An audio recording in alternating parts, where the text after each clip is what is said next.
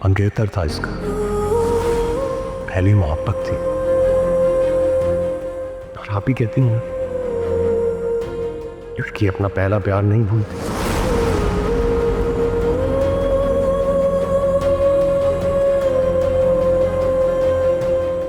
Aunty मैं तो बस ज़्यादा सफाइयाँ पेश करके अपने आप को मशकूक मत करो बेटी। मैं जानती हूँ कि तुम बाकिरदार हो, पर क्या करें, आशिर बहुत जज्बाती है। अंदाजा हो गया है मुझे, दिल के बुरे नहीं है वो, लेकिन इसीलिए मैं तुम्हें पसंद करती थी। अब क्या किया जाए, तुम्हारे घर जो कुछ हुआ उसका बहुत बुरा असर पड़ा है आशिर के ऊपर।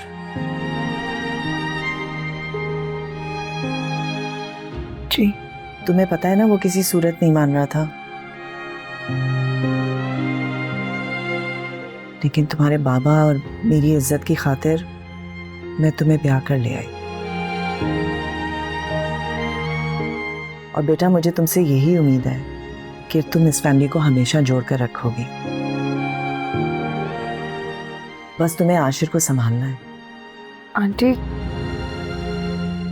आशिर को हर लड़की बेवफा क्यों लगती है?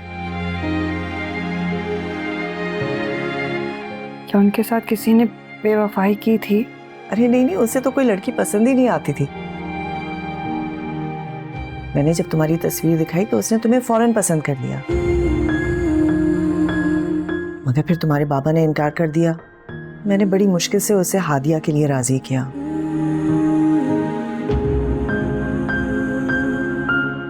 हादिया ने जो कुछ किया वो तो तुम्हारे सामने ही है। अब वो ये समझ रहा है कि तुम उसकी बजाय साहिल को पसंद करती हो।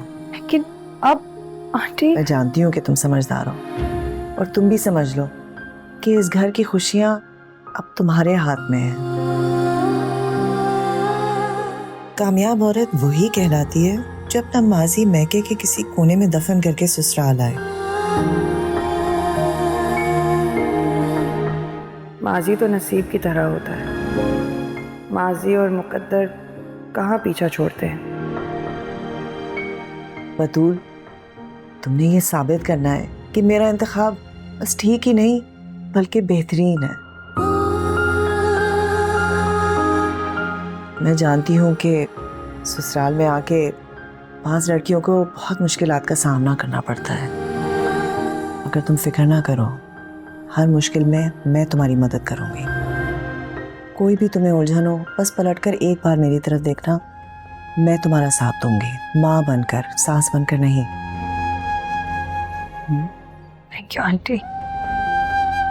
हादिया से जो कुछ भी हुआ उसकी वजह से आशिर का एतमाद टूट गया है, वो तुम्हें बहाल करना है।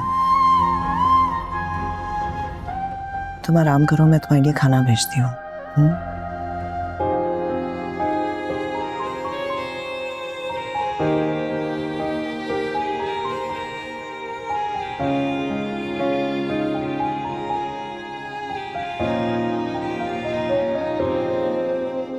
ना जाने वो बदकिस्मत किस हाल में होगी जिसने अपने हाथों से अपनी जिंदगी बर्बाद कर दी।